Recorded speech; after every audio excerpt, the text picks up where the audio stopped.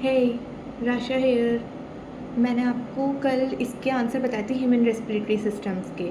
तो अब आप इसके एक बार स्क्रीनशॉट ले लीजिए यहाँ से सही से, कि मतलब आपको अगर खुद से चेक करनी हो तो आप चेक कर सकते हो।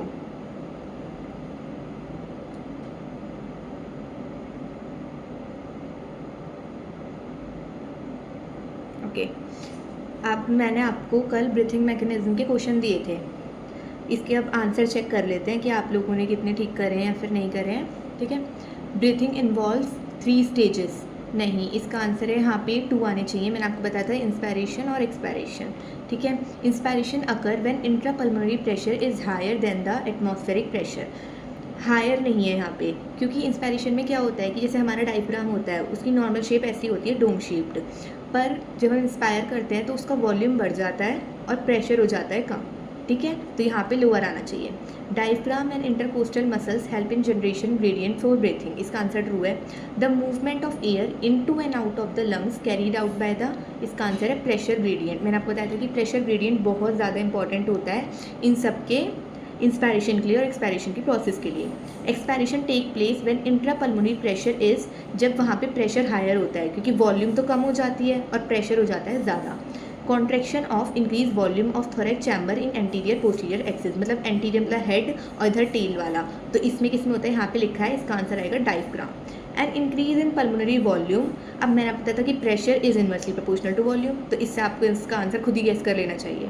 Relaxation of diaphragm and intercostal muscle lead to, अब रिलैक्सेशन होगा मतलब उसकी नॉर्मल शेप ऐसे होती है डायफ्राम की, इंस्पायर करते हैं तो शेप ऐसे हो जाती है, मतलब वॉल्यूम बढ़ जाता है।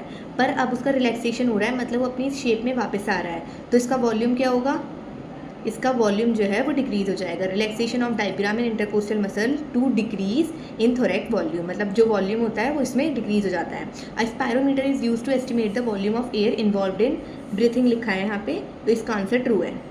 यहाँ पे फिर इन द ब्लैंक्स है ये। And increase in pulmonary volume, इससे ये इस वाले से हो जाएगा, pressure is inversely proportional to volume. The diaphragm and intercostal muscles only involved, मैंने बताया था कि जहाँ भी ओनली आ जाए उस चीज़ को बड़ा ध्यान से देखना है, ओनली ऑलवेज, तो इसका आंसर फॉल्स है, क्योंकि यहाँ पे एडिशनल मसल्स इन एब्डोमेन भी आएगा। Spirometer help in clinical assessment of pulmonary function, ये ठीक है। Average breathing rate of healthy human per minute वो कितना होता है, 12 से 16। What happens to intrapulmonary pressure during inspiration, क्या होता है इसमें डायफ्राम ऐसे याद करोगे, डायफ्राम की शेप ऐसे होती है, फिर इसमें वॉल्यूम तो बढ़ जाता है, तो प्रेशर क्या हो जाएगा, प्रेशर हो जाएगा कम। फंक्शन ऑफ स्पायरोमीटर कि कितनी इन्वॉल्व है एयर ब्रीथिंग के अंदर, ये हमें बताता है स्पायरोमीटर। ठीक है, अब इन सब के आंसर जो है वो ये रहे, आप एक बार ले लो स्क्रीनशॉट। ठीक है, आज हम इस वीडियो में पढ़ेंगे रेस्पिरेटरी वॉल्यूम्स एंड कैपेसिटीज़। ठीक है, तो सबसे पहले आती है टाइडल वॉल्यूम। टाइडल वॉल्यूम क्या होता है, volume of air inspired air और expired during a normal respiration, मतलब जब हम जो नॉर्मल सांस लेते हैं उसको हम बोलते हैं टाइडल वॉल्यूम। और इसकी ये बहुत इंपॉर्टेंट है और ये याद करने से क्वेश्चन बनते हैं। 500 ml, a healthy man can inspire और expire approximately 6000 to 8000 ml of air per minute. ठीक है, इसको याद रखना आप, इन सबको, इसको ये 500 ml, 6000 to 8000 ml of air per minute, ये इंपॉर्टेंट है, इन्हें याद रखना। ठीक है, टाइडल वॉल्यूम क्या होती है कि कितना हम नॉर्मली रेस्पायर कर रहे हैं उसको हम टाइडल वॉल्यूम बोलते हैं।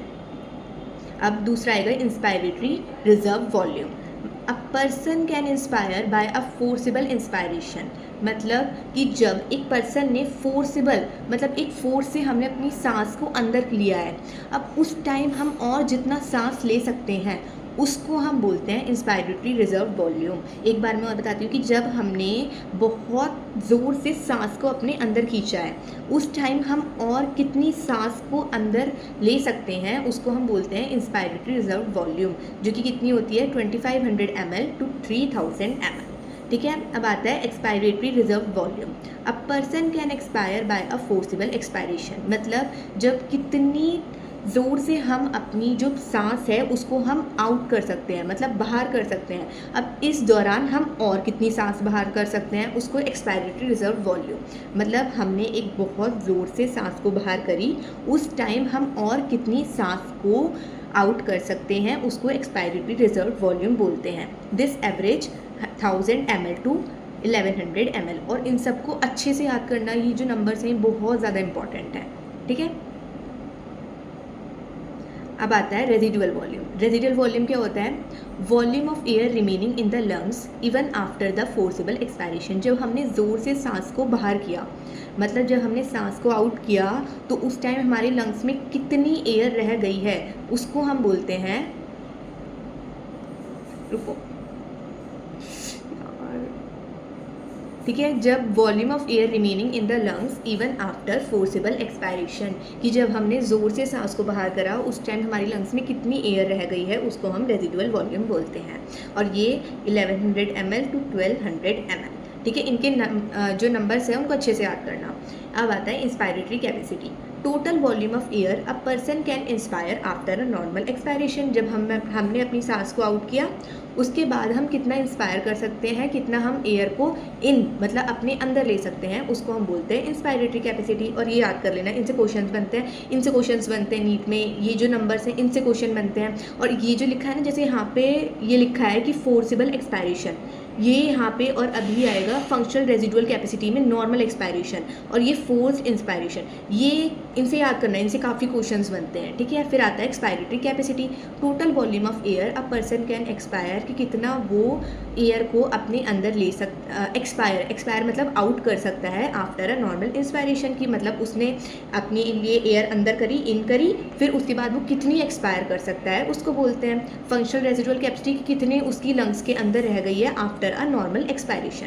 अब वाइटल कैपेसिटी, वाइटल मतलब जो चीज़ें ज़रूरी हैं, the maximum volume of air a person can breathe in after a forced expiration, कि कितना वो सांस ले सकता है आफ्टर किसके बाद, एक फोर्स्ड एक्सपायरेशन के बाद, या फिर वो कितना सांस ले सकता है आफ्टर अ फोर्स्ड इंस्पायरेशन के बाद, ठीक है। अब टोटल लंग कैपेसिटी, मतलब the total volume of air जो कि इकट्ठा हो गई है हमारे लंग्स में after the end of forced inspiration, ठीक है। इन सब में बस यही है, इनको आपको लर्न ही करना पड़ेगा, और ये बहुत ईजी है। जो इसमें कन्फ्यूज़न कर सकते हैं उसको मैंने यहाँ पे लिख दिया है कि रेजिडुअल वॉल्यूम में आ जाएगा। इसमें ये तीनों चीज़ें सेम है, residual volume, functional residual capacity, total lung capacity, volume of air remaining in lungs, remaining in lungs, यहाँ पे लिखा है फोर्स्ड एक्सपायरेशन, नॉर्मल एक्सपायरेशन और फोर्स्ड इंस्पायरेशन। अब ये inspiratory capacity, expired reserve capacity, functional residual capacity, vital capacity, total lung capacity, इनके ये फॉर्मूले हैं। इनसे ना क्वेश्चंस बन जाते हैं कि वो तुम्हें नंबर्स दे देंगे कि 1100 जैसे ml लिखा है यहाँ पे, कि वो टीवी की वैल्यू लिखी हुई है, और मतलब इंस्पायरेटरी कैपेसिटी की लिखी हुई है, फिर वो तुमसे IR भी पूछ लेंगे कि ये क्या होगा, ठीक है। तो इनको अच्छे से याद करना। और इस वीडियो में इतना ही है, और ये क्वेश्चंस का स्क्रीनशॉट ले लो और मुझे इंस्टा पे सेंड करना इन सब के आंसर्स, ठीक है। और फिर मैं कल आपको इन लोगों के आंसर बता दूंगी कि इन सब के आंसर क्या हैं। लो आप स्क्रीनशॉट ले लो। Okay bye, see you in the next video. और कोई भी प्रॉब्लम है, मतलब यहाँ पे भी अगर कुछ भी प्रॉब्लम आई है ना, तो मुझे पूछ लेना, और इनको ना तुम्हें याद ही करना पड़ेगा। और एक ना नोटबुक बना लो और उसमें ये सब लिखो, क्योंकि अभी जैसे मैं ना इसमें तुम्हें वो नहीं दे रही हूँ कि मतलब MCQ वाले, इनमें ऑप्शंस नहीं दे रही हूँ। मैंने इसलिए ऑप्शंस नहीं दिए हैं क्योंकि फिर तुम्हें वही आदत पड़ जाएगी। पर जब तुम्हें खुद से याद होंगी ना कि ये इसका आंसर है, तो तुम एकदम से वहाँ पर टिक कर सकते हो जल्दी जल्दी। तो इसलिए अभी तुम और इसके आंसर्स लिखो और नोट्स खुद से बनाओ। अब क्या नाम है, फिर ना तुम्हें लास्ट में आदत पड़ जाएगी कि नहीं फ़ोन में है नोट्स, तो फ़ोन से ही कर लेंगे। फिर वो फ़ोन में नोट्स से पढ़ाई नहीं होती, फिर वो तुम लोग कभी यूट्यूब की वीडियो देख रहे हो, कभी कुछ कर रहे हो। इसलिए फ़ोन मतलब खुद से नोट्स बनाओ। अब ले लो स्क्रीनशॉट। Okay bye.